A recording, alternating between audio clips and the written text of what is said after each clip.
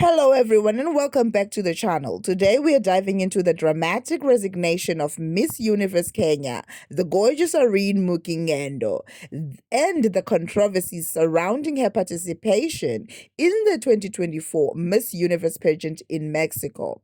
From missing outfits to visa delays, IREN's experience sheds light on alleged mismanagement by the Miss Universe Kenya organization. Stick around as we unravel her story, hear her side of the events, and explore the broader implications of what went wrong behind the scenes. Muki's resignation came after allegations aired on Extra TV Access by former Miss Universe Kenya, Rachel Muki.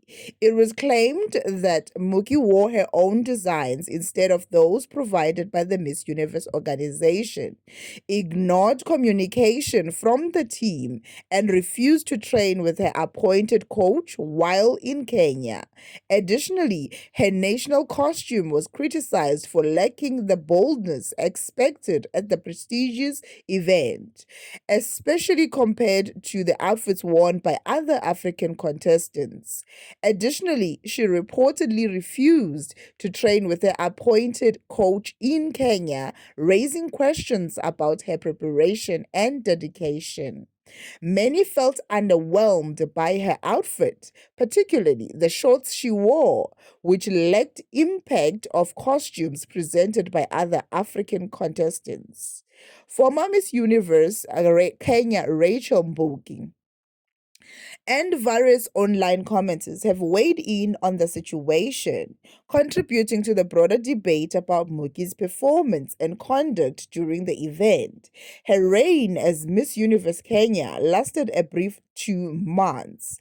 In a statement released on November 29, she thanked her supporters for their unwavering encouragement and emphasized her commitment to empowering underserved communities.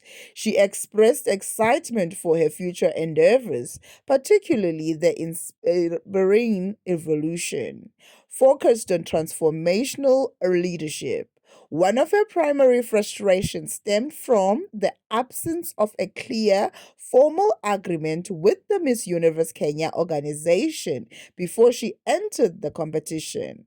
This lack of mutual understanding, IREN argued, was central to her grievances, as it implied that there were no firm commitments regarding her role on the expectations placed on her. Without an agreement, she contended it was unreasonable for the organization to hold her accountable for actions or responsibilities that had not been explicitly communicated.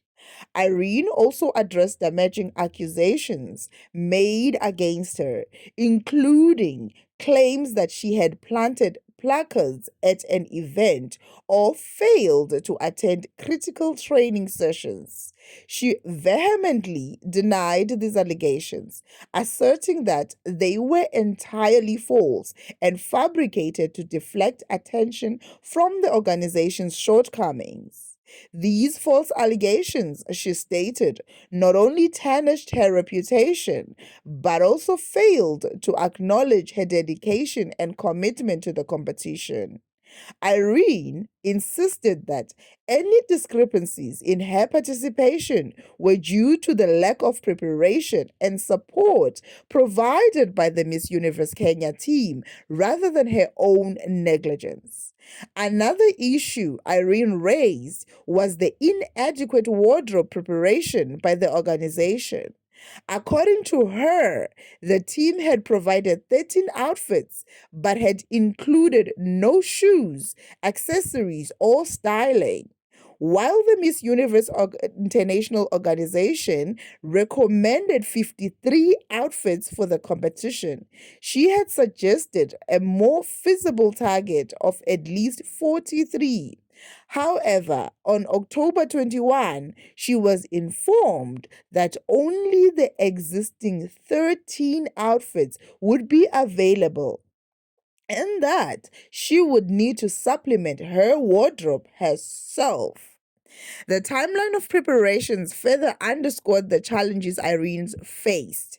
7 days before her scheduled departure, only 4 of the 12 planned outfits had undergone final fitting. By October 26, a designer had sent 7 additional pieces, and just 2 days before her departure, 5 more outfits arrived. Despite these last minute additions, she would have left with only 7 outfits, no shoes, no accessories, and no professional styling if she had relied solely on the organization. In response to these, Irene revealed that she had to turn to friends and family for styling advice, borrow suitcases, accessories, and shoes, and enlist the help of designer friends who created additional outfits pro bono. These efforts culminated in her decision to secure a backup wardrobe, a choice she firmly stood by given the circumstances. The delays in her visa application process compounded her struggles. Irene noted that the late visa submission created unnecessary stress and uncertainty, hindering her ability to focus on training and other preparations. She attributed this delay to the Miss Universe Kenya organization's lack of planning and coordination, emphasizing that timing was critical in a high profile competition like Miss Universe.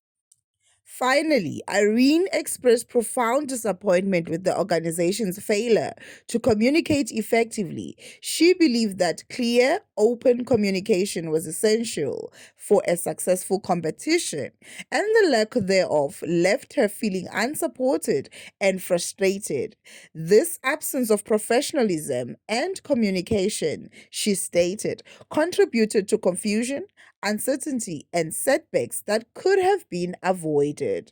In sum, Irene's statement paints a picture of an organization that failed to provide the necessary support, preparation, and professionalism that a candidate in such a prestigious competition would expect. She stresses that her disappointment stems from the fact that these issues were not her fault, but rather the result of systematic failures within the Miss Universe Kenya organization. Irene shared a message to her followers and the public, clearing up misinformation and the calling for accountability for the Miss Universe Kenya team. She highlights the difficulties she faced due to the organization's mismanagement and poor communication, which ultimately affected her ability to fully participate in the Miss Universe competition. And that's the story of Irene Mukingendo's resignation and the storm surrounding Miss Universe Kenya. What do you think about her claims and the allegations of mismanagement? Do you think the organization could have done better, or was this a case of miscommunication on both sides?